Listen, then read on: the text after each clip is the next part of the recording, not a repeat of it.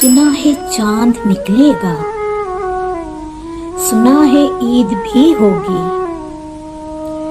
हमें तो आसमान पे दूर तक कुछ भी नहीं दिखा था।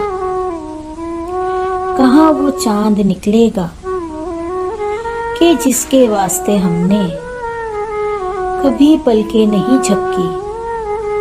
वो जिसका रास्ता तकते है गुजरी जिंदगी अपनी, नहीं कुछ भी खबर की वो निकलेगा तो कब आखिर।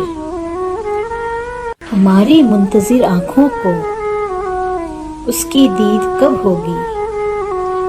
अभी पूछो नहीं हमसे हमारी ईद कब होगी, हमारी ईद कब होगी।